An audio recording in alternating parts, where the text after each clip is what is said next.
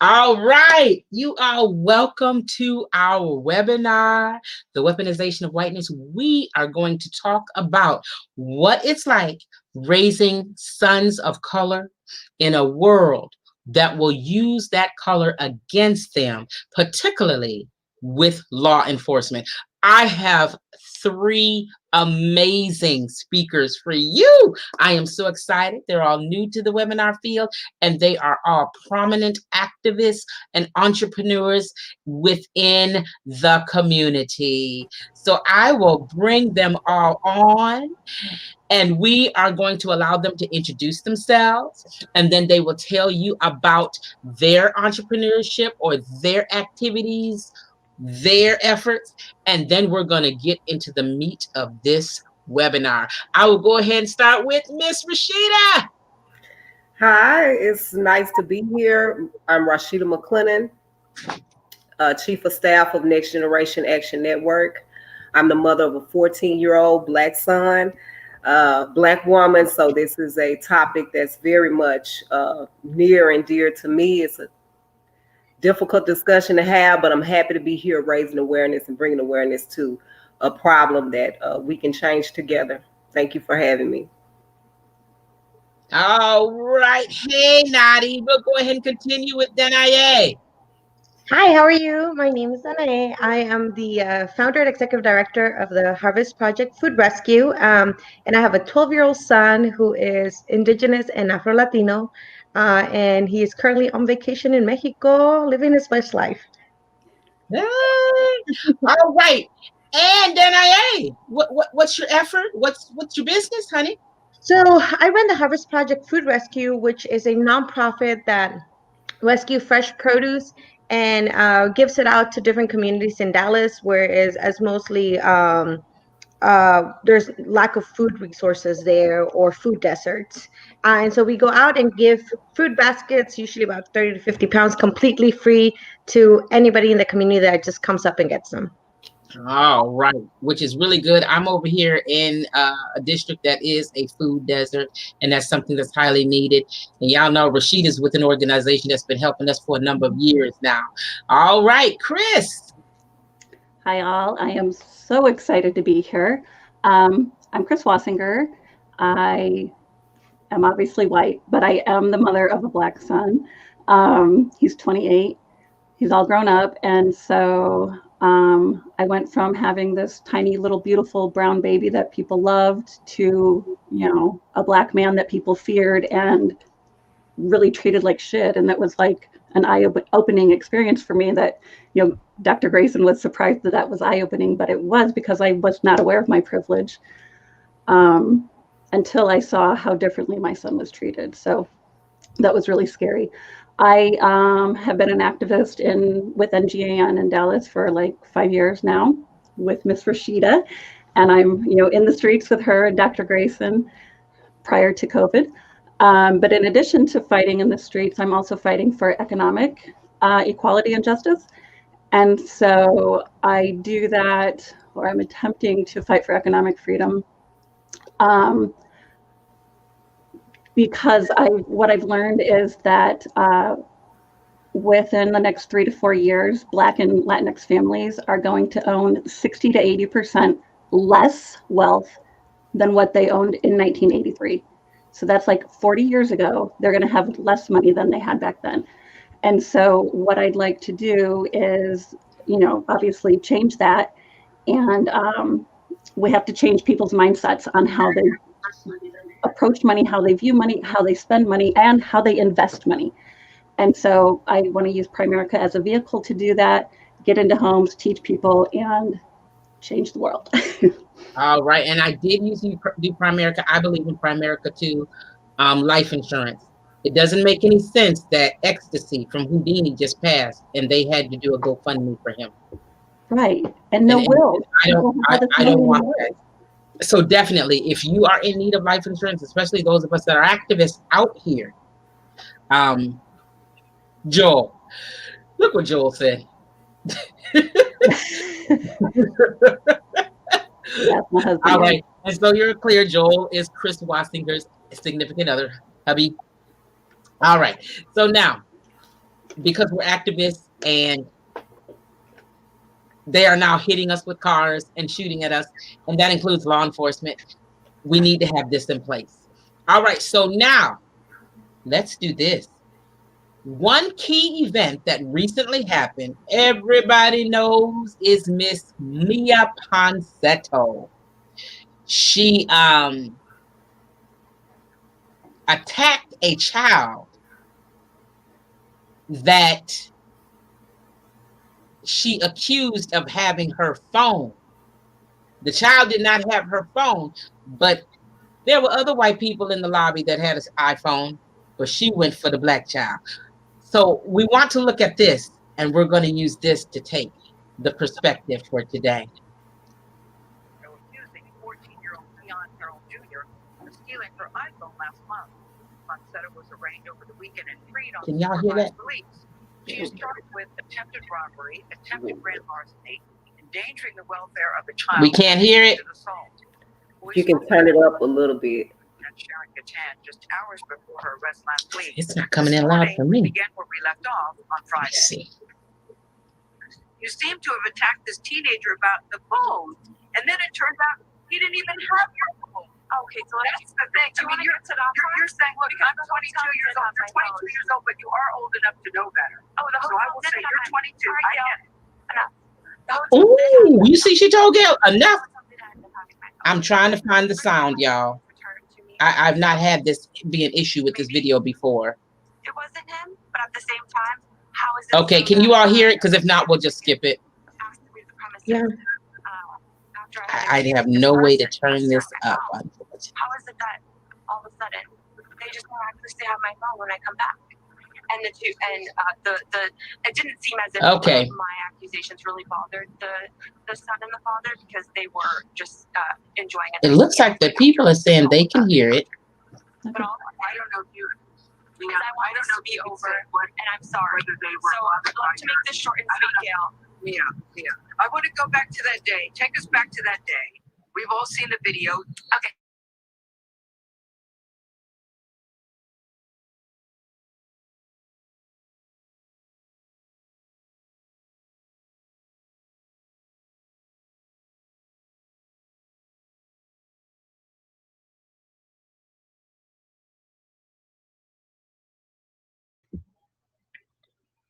Dr. Grayson, I think that when you muted yourself, you muted the video too. Because you're saying you're a woman of color. So you got to hear it through my speakers. Well, And my speakers are not playing very well. Too. Do you believe that you should pay a price for this? I don't feel that my accusation is a crime. But it's more than the accusation. It's the way that you tackled him, it seems, on the videotape. What would you do differently? You said that you look at that tape and that's not who you are. I think I could have just asked the hotel manager. So, yes, I could have stepped aside, or the father and I. We immediately could have started just speaking. Okay, because we're having such a difficult time with all due respect, hearing that, I'm going to go ahead and stop it. But everyone saw that. Everyone saw her response. You just heard her say she felt she should have no repercussions for what she did. Okay, the audience said they could hear it. I guess we just couldn't. Okay. There are layers to this thing. Number one, she went for the black child. Number two, she attacked that child. I couldn't find the video today, but you've seen the video where she lunged for the child and the father had to get her off the child. And then now she's saying she doesn't feel she profiled. She doesn't feel she should have any repercussions for it. What are y'all's thoughts? Well, for starters, we are discussing a problem that is very nuanced in the community. The preservation of white supremacy in a country that was built on it. A lot of the times when we see police officers and just the general public profiling Black people, it's because it's built into the fabric of America. Mm-hmm. The slave patrol evolved into the police. And so now we have a Hispanic woman, Maya, who's weaponizing whiteness against a young Black guy. We saw with the Kai Gurley, where a Asian man, Asian officer shot a Kai, weaponizing whiteness. So white supremacy can and will use. Daniel Cameron is Black, the AG over the Breonna Taylor case. Yes. So we see that to acquire access, pats on the head, money, promotions, jobs, money, however we excel in America because we're a capitalist society, everybody can step on the bottom rung. And Black people are bottom cast, have been bottom casted. Therefore, you can weaponize the police. You can weaponize, like the lady in the park. Oh, it's a Black man. He told me he's attacking. He's getting ready to attack me. No such thing was happening. However, she was able to weaponize that based on the ideas that we have about Black men in the first place. It's a difficult topic. It's hard to pinpoint a lot of the things, but it all goes back to a culture that has been developed here that we need to try to adopt policies, enforce current policies that are protections, are supposed to be protections. And we definitely need to make calling the police on someone and lying on them blatantly a crime. Woo, preach it. That's right.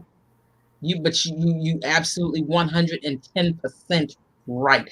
And now I just want to switch up gears a little bit because, and I want to give her credit, Danae came to me with the idea for this particular webinar because of something we've seen. In addition to this, when a Black man spurns the advances of a white woman or any man of color, what do they go do? We have one that we know that Flatfoot was accused of raping the young girl. And we all know point blank, she gave it up. But because of her race and his, and then what's so bad, she took it one step further. She came to his community to turn his own community against him. And now the young man, he's not Black, but I love him to pieces.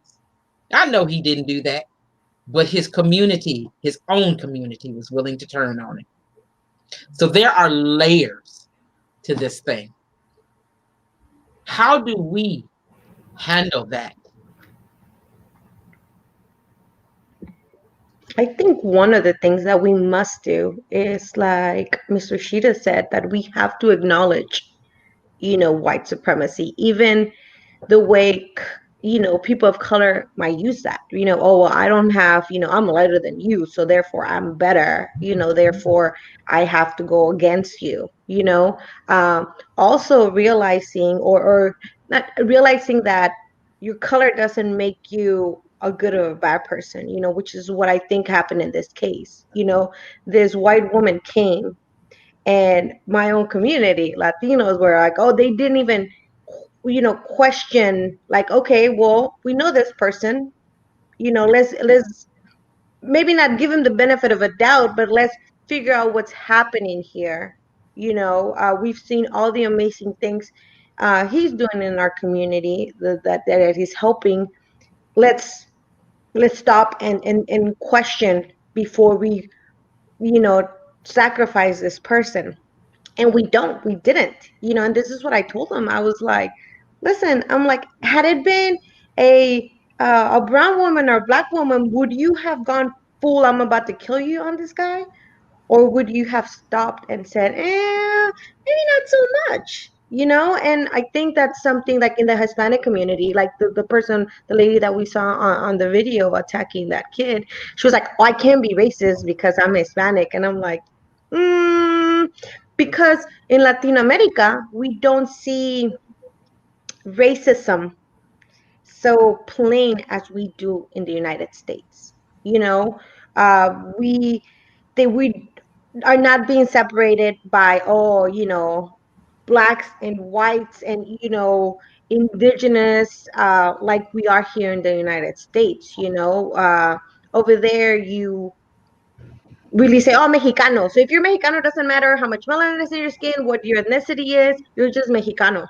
Therefore you can't be racist because I'm Hispanic. And I always tell people that I'm like, Hispanics is not a race. It's not an ethnicity. Therefore, you can be white and be Latino. You can be black and be Latino. You can be indigenous and be Latino. You can be Asian Latino. You can be everything Latino. And that is not a cop out. And I think within my community, because I can only speak from what I see in it, in my community, is that we need to step up and say, you know what? We Mhm. can be racist. And we Right. need to stop ourselves. And I agree. Thank you for that perspective. Chris, the manager took her side. Of course. Now, I want your perspective. Was the manager was white, right? Yeah, because and before the show started, I said, she's white adjacent. So she's going to say she's Hispanic, but she's as close to white as she can be, right? And so she has as much privilege as me. I mean, I look at her and I see white. And he looks at her and he sees, oh, this white woman that I have to rescue, because I know men look at white women and think they have to rescue them. And he looks at black guy, and of course, and black man, because when my son was, in high school, that's when I recognized, because he did the exact same things I did in high school. But I said, it was like, oh my God, you're doing exactly what I did, but I was the pretty little white girl and you're the big scary black guy, you know? And so he looks at this black boy, and of course he's guilty because black people are guilty no matter what. And white people are just, if we did something wrong, it's just a smack on the wrist. And that's how that works. I want to read this comment and I want to get y'all's input. A lot of white people ignore attacks on people of color and or participate in the attacks. More white people should speak out against racism and protect people of color bodies. Thank you for that, River. Thoughts on that comment?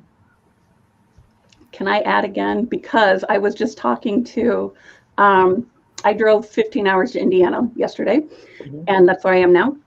And so on the way, I was having phone conversations, and I talked to an old friend, a black guy, and we were talking about my activism and my stuff. And he said, do you do this because you feel guilty? I said, no, I do it because I should. I said, every white person should be doing this, because if we benefit, we all benefit, all white people benefit from white privilege. And he said, well, you didn't ask for it. I said, no, I didn't ask for it, but I benefit from it. And if I take those benefits and I don't do something positive with them, then I'm just as guilty as, the person using the N-word. I'm oppressing all of you just by taking and not saying anything. I need to fucking stand up and say, no, this is not right. There's Chris, y'all. She has arrived. All right. So I'm curious, what does that look like?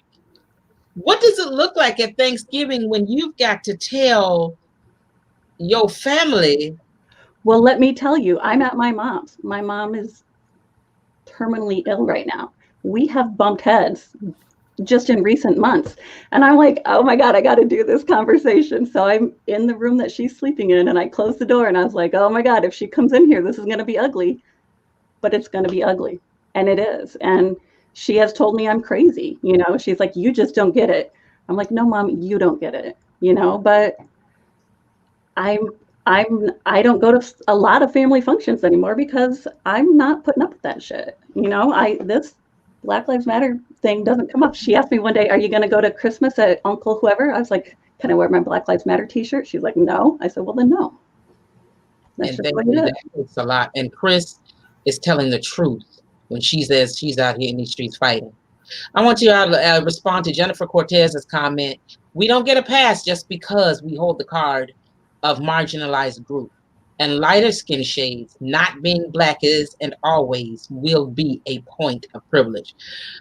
Absolutely. I gotta say, I take issue with that comment because I'm the lighter skin shade. I have been called nigger. I have been treated differently because of the color of my skin.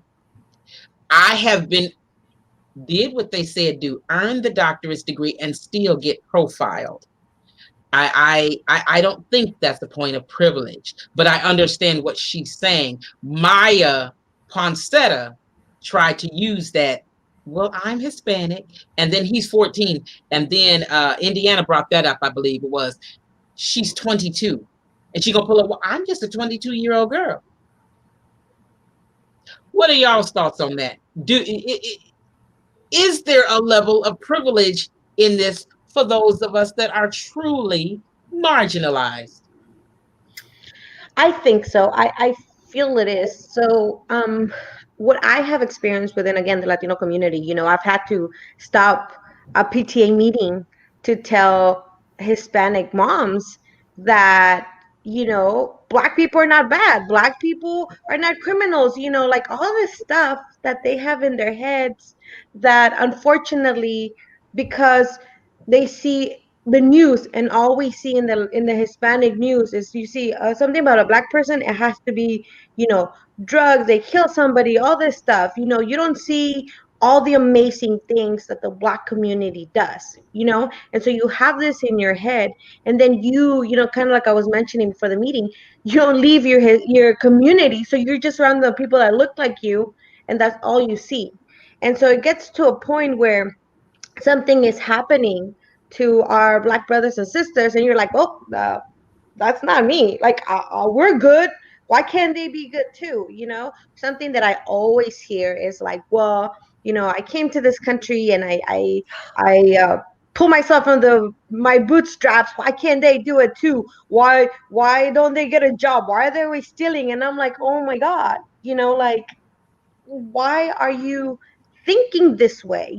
And that's when I have to stop myself and be like, look, Danae, you are so lucky to be able, through school and my job and everything, surround myself with people that didn't look like me, you know, being able to have, you know, uh, Black family members, because, I have like Sister Kadisha and Mr. Tim from the Beacon, and, they're amazing in allowing me to build a relationship with them and ask questions, and be like, whoa, and being my eyes being open to the history of Black community in America that I did not grow up with, being able to learn from somebody like Sister Okwete from Pan African, and having that space to be vulnerable and ask those questions, and not a lot of people in my community do. So we don't care if you don't look like us. We're like, oh, well, you're bad because the news says that, or you see the movies and that's all you. And it's not a cop out. It's not. We need to do better. But I feel that because you don't look like me and I've only been told this, I don't give a fuck. You're bad. And we I, don't realize that in this country, our children will go to school are surrounded by people of all walks of life that look all different, and we need to be more aware of the struggles of our neighbors. And proximity to whiteness is of value. Proximity to, proximity to whiteness is of value. If you are an Asian and you consider yourself white, you can weaponize whiteness. If you are Hispanic and you consider yourself, or you agree with white supremacy and the groundwork that has been done here that makes things the way that they are, then you can capitalize on that. So that's something important that we know, in order to know exactly how to solve the problems. And I think enforcement, being that so many people that are to enforce policy that is working to prevent these sorts of things, have a proximity to whiteness, and they stand to lose if they stop this, then that is where a lot of problems come in. And it's so convoluted and mixed up right now because, as I stated before, white supremacy will use anybody to get the job. Ooh, you get that, and they don't care about you. And I had to teach. I teach my children that. I have been in plenty of situations because I've always had that proximity to whiteness. I was raised in a white town, talk like they talk, know how they act, and there have been many times I'm going to be transparent in that they have treated me better than my own.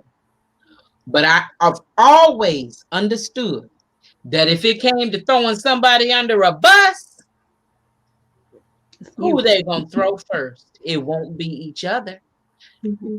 So the proximity works, and that's what worked for that attorney general in Kentucky.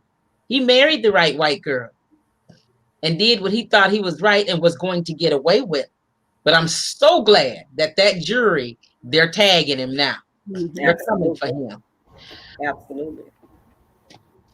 Let's talk about the ways to fix it and how do we implement it. And from what I see, the ways, we got to start at home, teaching our children, not promoting stereotypes in the home, because hate is taught, you're not born with it. Then it would go to legislation. How does that work? What does that look like?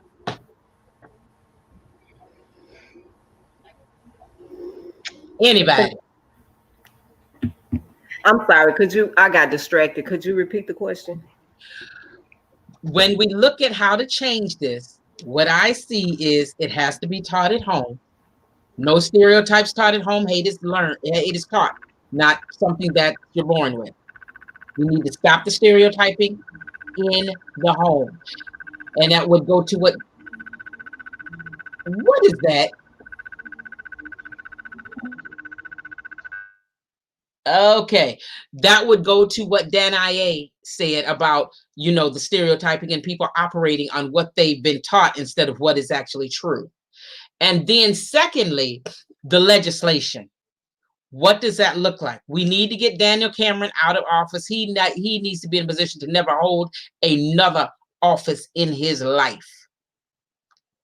What does this legislation look like? We supposedly got a president that's going to do something about it. What does that look like? I think first we need to get the right people in those seats, and by that I mean like something that I have seen with the so-called leaders of the Latino community just here in Dallas is that once they get to that seat, to that place, they forget about the people that voted for them, that supported them, so we need to start really seeing, okay, who is running. We need to start getting the people that won't forget about their community, because now they are submerged in this power and this greed. I think that's something that's really important. One, two, I think we need to start with schools. We need to start teaching the true history of people of color in our schools, because when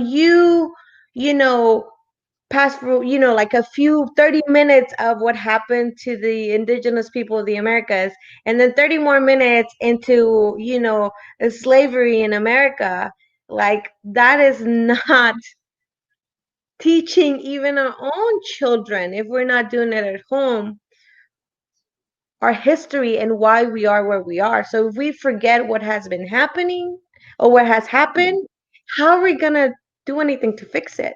So I think the schools are so important. Mental health, focusing on not just children but our families too. We cannot take care of our kiddos if parents are not being taken care of too. You know what I'm saying? So I think, to me, schools, we must teach all this stuff, the history of what's happening and how our country has gotten to where it has. I think it's one thing that we must do. All right, I agree. Teach the history. But then I think too, you need to do something about a lot of these teachers you have in the school.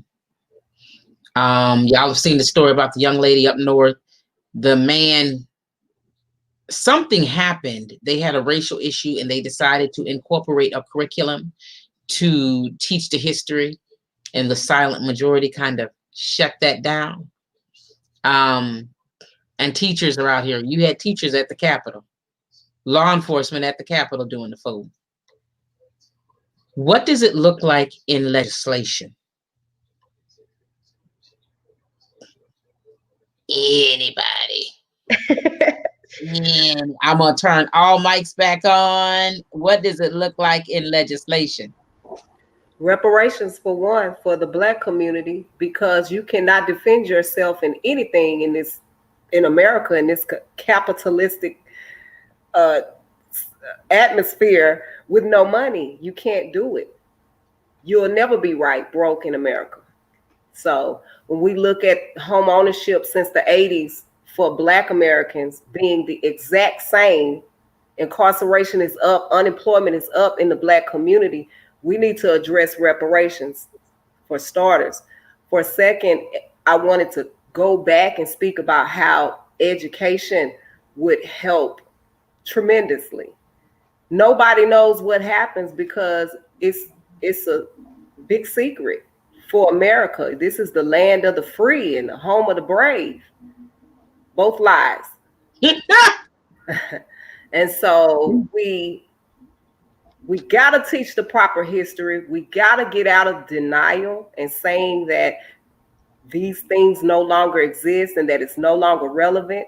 We have to stop teaching our children that you're just Marcus, you're not Black, or you're just Loretta, you're not, because everything in Dallas, everything in America is based on race.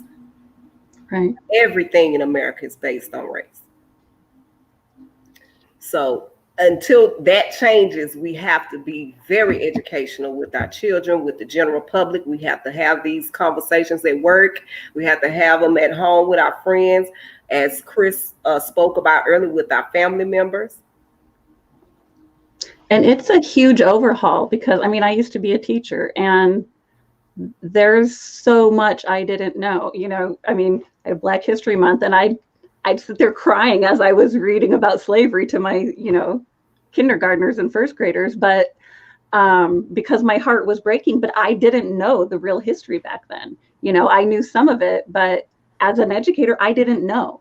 And most of the teachers don't, most people don't know, most Black people don't even know the truth, And so it's such a huge overtaking. And I don't know how we do that, but it does need to be done, And I want to say too, we all know I'm in those streets, but people who say activism doesn't work they just don't know nothing, because if we weren't in those streets, y'all wouldn't know what was going on. So Correct. We make the noise and we don't just go in the streets and go home and sit around because we don't have jobs, because we all have jobs. We all make time in our schedules. We go out in those streets and then we have meetings and we work on legislation. We work on all these other things. So activism isn't about yelling and screaming and then doing nothing. It is so much more than that, and being in the streets brings the attention, because if we hadn't all been in the streets about George Floyd, who would know George Floyd? Nobody. But we all went out in the streets because a lot of people didn't have jobs, and everyone is so sick and tired, I mean, I've only been marching in the streets for 5 years, and it's so disheartening because we are saying the exact same things Martin Luther King and Malcolm X said, and those men have been gone a long time. And I've been fighting for my son for, 20, not even the whole 28 years, because I wasn't aware the first few years, but God dang, you women and your parents and their parents and their parents and their parents, this is just ridiculous. You made a great point in that they said the same thing, because I went to the March on Washington of 2020. And what I did is look back to Showblade, where we're going to look at pictures from 1960s. The same signs that they carried then, we could carry now. Yes, exactly. The exact same signs. I want to read a couple of quotes. Joel, And those of us not bearing the ongoing burden of slavery don't have the right to claim that's the past. It's not just the past. The impacts and indeed the continued embedded racist practices are ongoing. Understand, when Lyndon Baines Johnson implemented affirmative action, he had to acknowledge the Black people starting line in life was behind everybody else's starting line in life. And that goes to what Rashida said, it's the history. River again, yes, hate is taught. My mom raised me by example. As an adult, I still love people of all different shades. Now I fight for their rights. And then Joel said, nah, Dan I.A. made an excellent point. If we want to overcome racism, white people have a responsibility to educate themselves, listen to Black people, follow Black leaders, elevate Black voices, actively look out for Black interests, fight the systems, disenfranchise, exploit, disempower, oppress, and murder Black people. Which brings me to another point. The young lady, I'm going to just use as an example, trying not to pinpoint. One that considered herself an ally. She took issue with one of our brothers in a community of color because he spurned her advances. This is the same ally that traveled to another city with a Black organization during the George Floyd protests. Got in this other city, police are around. This honey struck out and hit a cop, which of course started a whole melee. But get this, they didn't arrest her. They put the other folks in jail that looked like us. But she hightailed it back to Dallas all by herself without a care in the world. If you're going to be an ally, now I'm going to tell you, I got video of Chris. Chris was fighting with the cops down at the meeting, y'all. She in it to win it, okay? She was swinging on the cops. And so she does what I believe. She works to be a genuine. What'd you say? She did no such thing. Oh, okay. My bad. That was not me in that red shirt. Yeah, it was not her in that red shirt. But what I saying, looking at the comments that Joel, her husband, makes, looking at the sacrifice she makes, that to me indicates true allyship. And for that, I'm grateful. But here's my question. Y'all, how are we protecting our sons? What do I do if somebody comes back and tells me, a Caucasian girl comes back and tells me my son raped her and beat her up, and I know he didn't do it, but she has gone to the community and told them, so now they looking at me funny. How do we handle that? How do you handle it if somebody comes to you and tells you that my child did something? How y'all gonna handle that? It's such a hard question because we don't talk about this, right? I have been a victim of rape, and I've also been a victim of physical assault by my ex-wife. She tried to kill me. And so as a victim, when I saw that all this was happening, when this came to my knowledge about this person being accused by a white woman of sexual assault, automatically I'm triggered, like, oh my God, but also knowing this person was like, okay, well, what the fuck, but let me ask, just like I've asked this person to go find volunteers, to go protest, to do this, to do that, I need to also stop and be like, let me ask what happened, right? And that's not to say that we shouldn't support a victim, which is what upsets me about this whole thing too. Because again, when women of color come and say this happened to me, you were always questioned, well, did it really happen to you? Were you really assaulted? Are you sure that happened? And that happened to me. My ex-wife is a Latina, and she's like, oh, like, well, maybe it was just a heated argument. No, that bitch literally choked the shit out of me. Look at my bruises, and I still had to defend my point. So it's not that. It's not saying don't believe a victim. It's just saying like our boys, our men, our men of our black men, our brown men are being attacked, and they have always been attacked. And so I think we need to support them, even when it is their fault and they did something. We need to find a way to support them.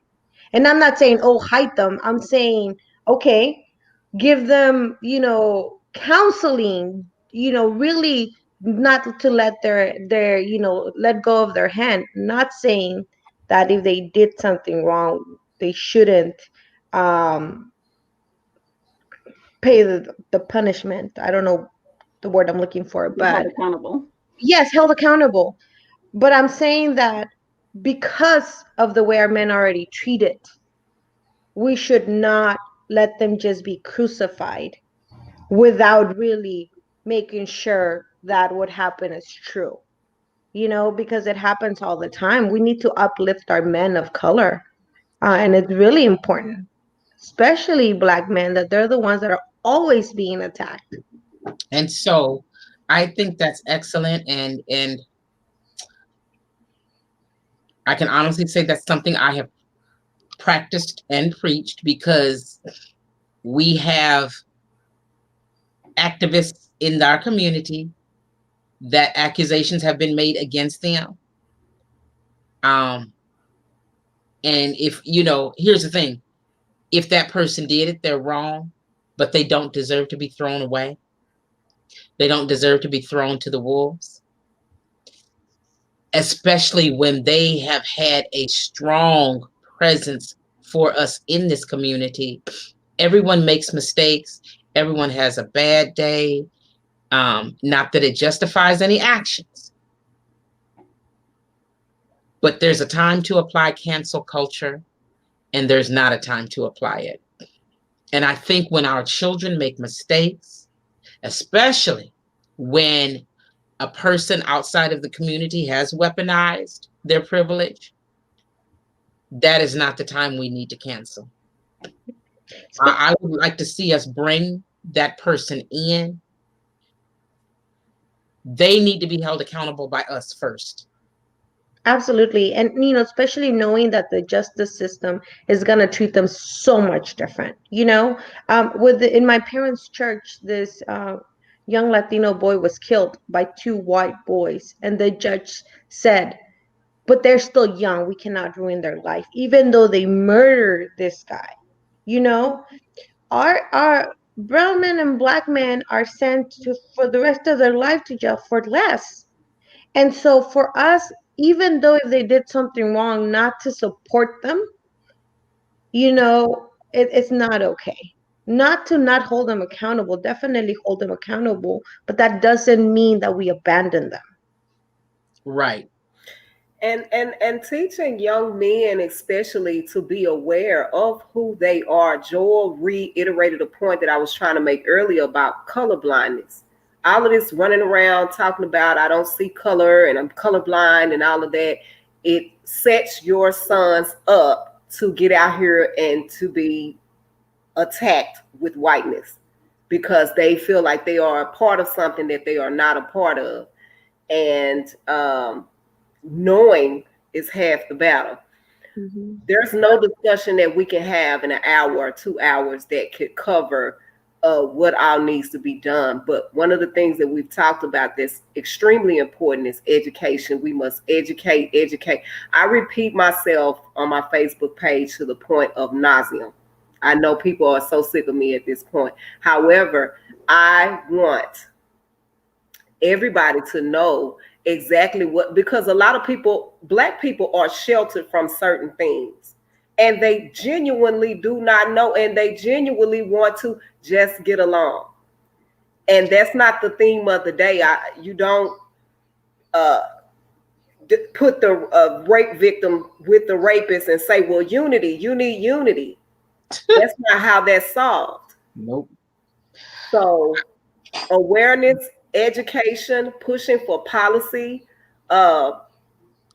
like I said, similar to if you call the police and you lie on someone, that is a crime. And that should be punishable just as well. Like a 13-year-old girl, black girl who commits a crime, you'll be lucky. And depending on how serious it is, you'll be lucky to get her to not be sentenced as an adult, while Miya Ponsetta gets to say, well, I'm a 21-year-old girl, and act as though whatever action that she has is okay because of her proximity to whiteness and privilege and all of these things. I want to y'all humor me just for a minute. Had that been your child in the hotel lobby, what would you have done? Yes, certainly. I'm a DACA recipient, so I would probably be deported to Mexico. We got one in jail, one in Mexico. Where you at? I probably would have used my privilege. I'm whiter than that girl. And that's the thing we've talked about, right? I've used my privilege to protect my son. When he lived in Texas, he would, because he's black, he got pulled over, and we lived in Plano all the time. He'd call me up and I'd fucking zoom over there and get out. And now a lot of times he had to calm me down because I was the one flying off the handle. But I mean, Plano has profiled me. That's who got me. 1 o'clock in the morning, my headlight went out that day. I had no way to get a new headlight. Stopped, pulled me over, ran my tags. Talking about he needed to make sure I didn't have warrants, because that's the process when you have a headlight out. You know how many times Joe and I've gotten pulled over? That's not the process. No. That is not the process, because I've had a headlight out before. No, that's not. Cops have pointed at us, hey, your light's out. Yeah, thanks, we're going to get it fixed tomorrow. Okay. He ran my tags. Yeah. And everything. So I think me and Rashida would have been in the same spot, because I'm going to tell you, I'd have whooped her natural ASS from here to eternity. And I'd have had to call one of y'all, come get Blade, because I'm going to jail. But yeah, I'd have laid so many hands on that girl right there that day. And then I would have pleaded, mental illness, and we'll see how far that go for me. And and just seeing that the father couldn't, because I'm sure he had to restrain himself to a point, because he knew I'm a black man, and this could go really, really bad for me and my son. And right. Just the anger that would have cost me, that I can't even fully, because it could go so much worse, even though I'm the victim. Oh man, that looking at that video or anything like that, it's just very infuriating. It had me in some type of way for 2 days. I was so mad. I contemplated getting renting a car, and we go visit the girl. I was that mad. Very few videos, because when you do this, so much is happening. Some things I just can no longer look at. Yeah. And some of them impact me. I couldn't watch the George Floyd video for 3 to 5 days after it had been circulated, because I knew I wasn't going to handle it well. That one right there, she had me all in my feelings. I would have tore that little girl out. I don't care about you being 22. You jumped on my child. And I think because for me, when the victim reminds me more of my son is when I really take it to heart more. Tamir Rice, Trayvon, oh my God, those, because, that's my boy in the hoodie, even kind of looks like him. It just. Look at this comment. We need to get rid of cancel culture altogether. Why cancel someone? We need to stop just throwing people away or not dealing with them, because we don't want to deal with the issues. Racial reconciliation is never going to be easy, but we have to find better ways to deal with things instead of not. I agree with that. I think cancel culture is a weapon of whiteness. They've always done that. People of color say something that white people don't agree on, and they go against them. If you're a business, don't deal with that business anymore. If you're at a job, fire that person, you know? So we need to do better, especially when it comes to people of color. You know, we need to be able to speak to them and talk to them, and build that relationship, uh, because that's not what our ancestors would do. You know, in an indigenous culture, when somebody did something bad, we embraced them and we supported them to get them to be better, not saying you're canceled, out of here, we don't want anything to do with you. And we need to do better as people of color. We cannot be using something that the colonizers and the oppressors have been using against us. Right. It's a symptom of not being able to communicate effectively. It's a symptom of not wanting to deal with the hard issues in life, which racism and white supremacy is one of them. Uh, I don't cancel. Like I say, I repeat myself to the point of nausea. You're gonna learn. Okay. You're gonna hear my voice when you encounter certain issues. And I agree with that. If there's different perspectives, fine, but understand this. You know, there are some people in you know that you may not like, but when it comes to somebody hurting them, you need to jump. You need to jump. And so Jennifer Cortez shared with us, maybe cancel culture is something the white community can use, but our communities of color need to understand that we step in the door at a disadvantage, that we do not need to cancel each other. And I agree with that. Um, and so Nadi says she agrees with cancel culture if it's used to protect victims of sexual assault and pedophilia. And that's just a whole nother issue, right? That's a whole nother right there. Jennifer has indicated it's a culture that's a tool for the privileged and can have numerous dangerous, detrimental effects on people of color. In other words, basically, we've got to stick together. And I think that's ultimately the solution. When they come for our sons, they've weaponized the whiteness. I love, and that's where I got that from, the indigenous culture. We embrace that person. Look, honey, we're here to help you. What happened? And how we're here to protect you. If you did it, you need to say you did it. If you didn't, we're going to go to war. And it's like I'm sorry, Dr. Grayson, it's like we jumped the gun, you know, oh, you did something wrong, oh, cancel, right? But we never know what got the person there. You know, I was talking earlier today, with someone, and I was telling them, you know, like, I've had a lot of issues with my mom, and we're like, well, you know, why? You know, what has she gone through in her life that's gotten her to be who she is, you know?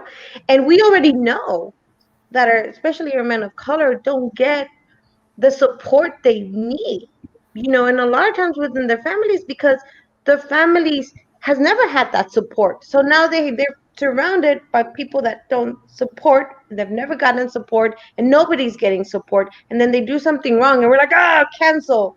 So we cannot do that.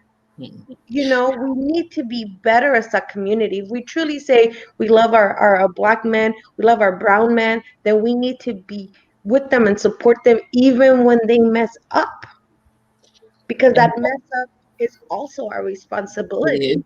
It is. And that we don't want a mess up that may not have even occurred to derail our sons. The mess ups, the misdemeanors, the suspensions, the expulsions, the ostracizations hurt our sons more than other people. And so what I would want is, if something like this happened, I would like to know that I could come to you three and talk it out.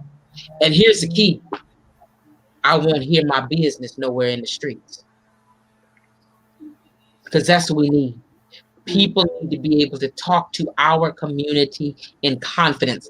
I had to speak at someone's women's event. I think it was a royal family, the Black royal family's women event. And that's what I said is activism. I see the little groups going at each other on social media. If you take issue with somebody in the community, keep our business in our house. Now, I'm not saying don't say anything, but you go to the proper people. Y'all work it out, and I shouldn't hear it all in the streets. Mm-hmm. And that's the hard part about coming to my community, because I can come to my community, but folks will repeat it and twist it. So there needs to be a level of adjustment in our community. Absolutely. And like I said, I would like to think that if I have an issue and I need a second point of opinion, or look, they doing this to my child, am I looking at this right? I should be able to come to y'all and say, hey, is this what's going on? Does this look right to y'all? If I'm perceiving it wrong, y'all need to tell me. Right. But whatever we do, the bottom line, protect my child. Absolutely.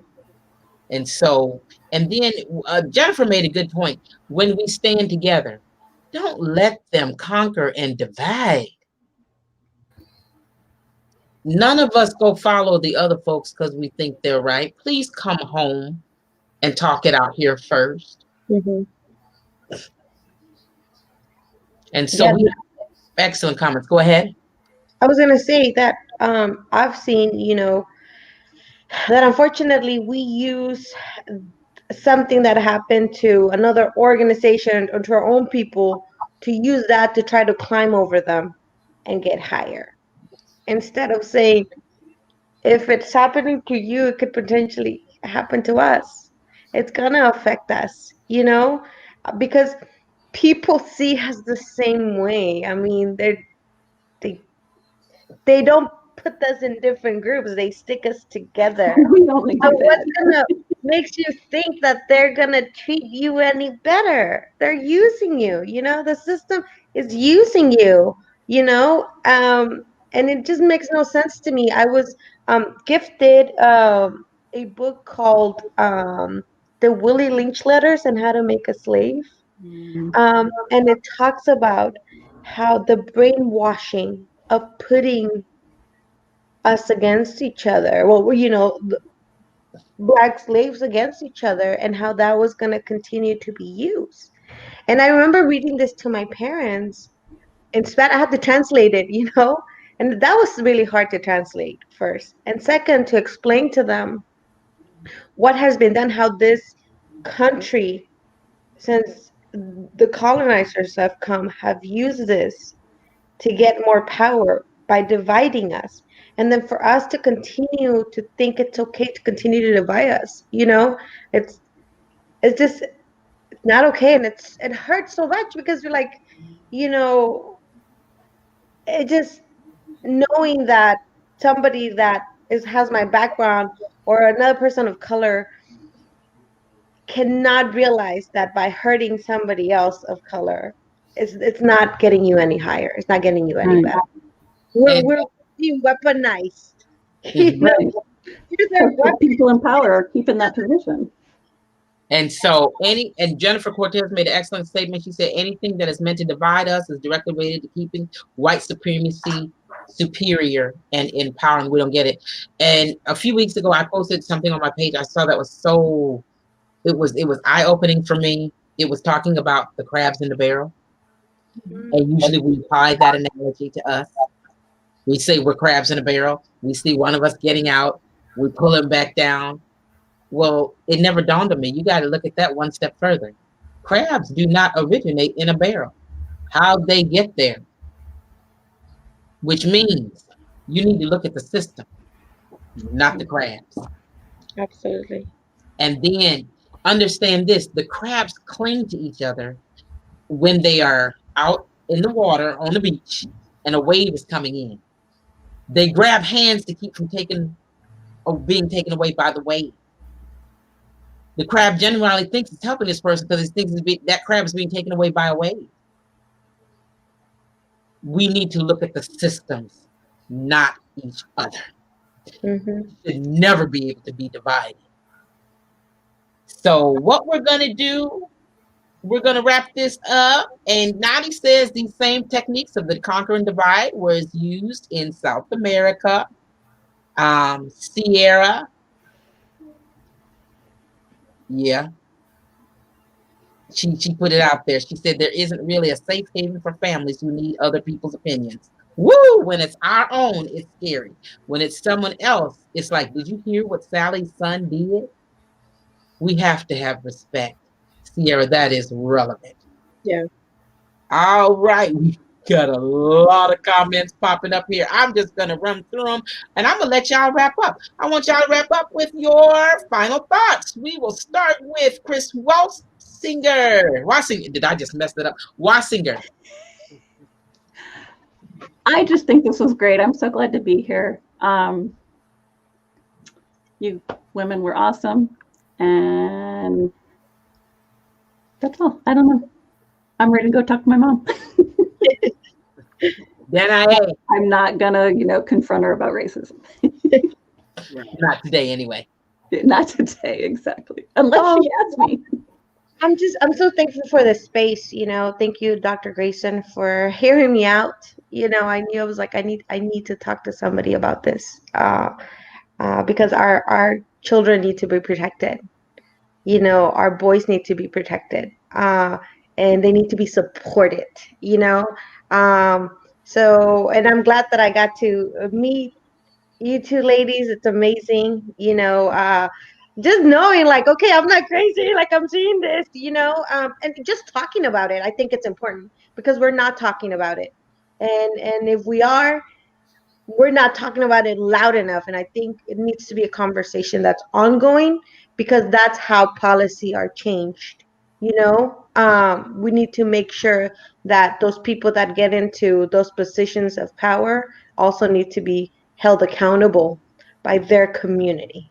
Not because they look like us and they're in that place means that they're for us. So we need to hold them accountable. I agree.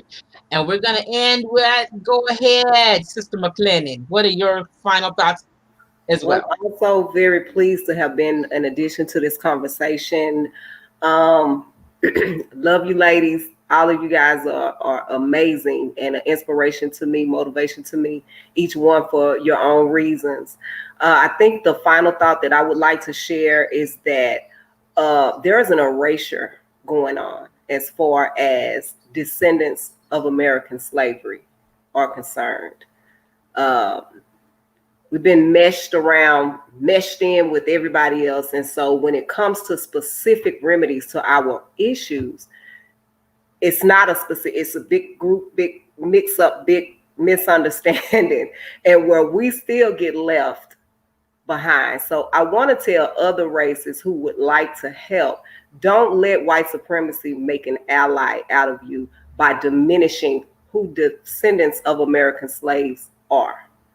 Because a lot of this stuff that's changing trajectory and being put on other races is because we never dealt with the original problem of getting everything that we're owed for descendants of slaves.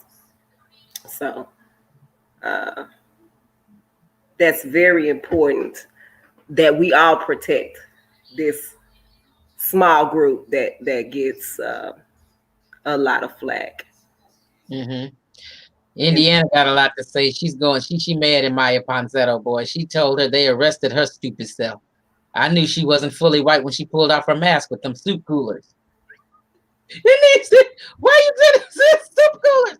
Okay, I want to end with this comment. These topics and conversations are so authentic. We need to have more discussions like this across the board. Thank you for this panel and your authenticity. So ladies, I thank you. I appreciate you. And I'm going to be honest, I really think we need a part 2.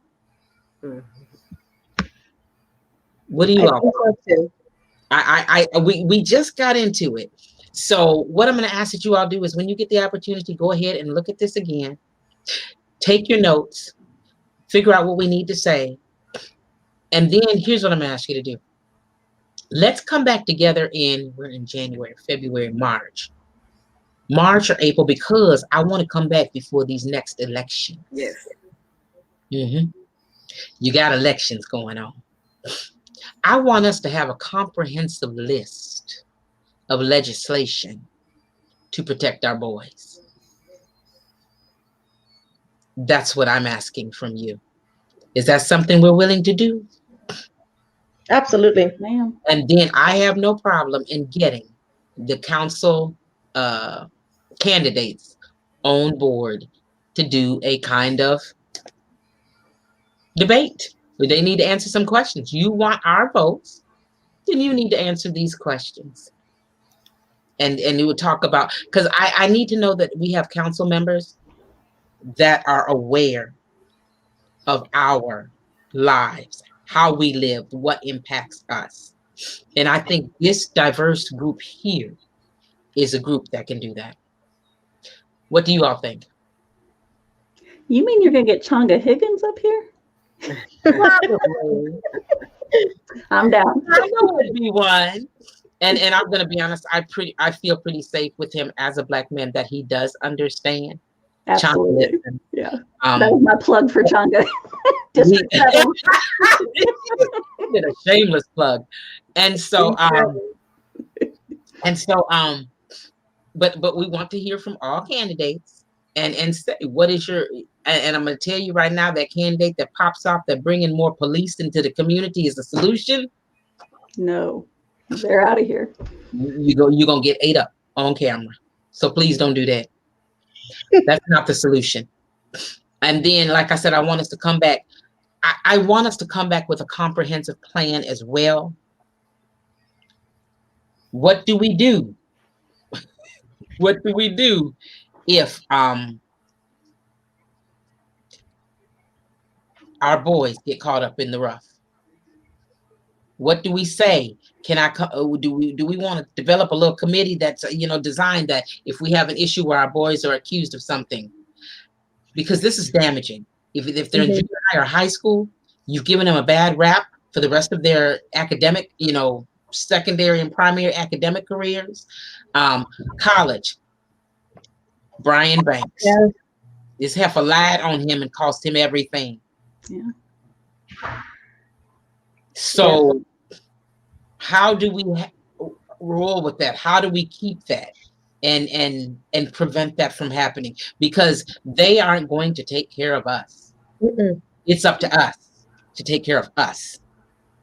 Yep. All right. And get cops out of schools too, because of school to prison pipeline. I agree with you. And I'm going to say that our viewers, they're on it. they are viewers today.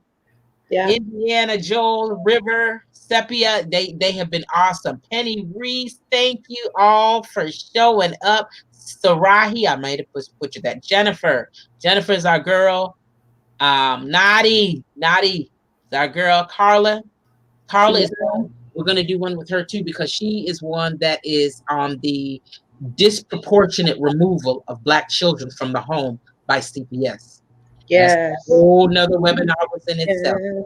Yes. So I want to thank you all for your time, for lending your talents and your opinions and your skills and your efforts. So we are going to come back together in March or April, and we're going to have a comprehensive list of what a plan, I guess, of what we need to do when our boys are attacked, and then what we're looking for from these elected candidates. That work, the legislation we're looking for. Okay? Absolutely. All right. Thank you again. Y'all give my panelists a hand. Thank you all.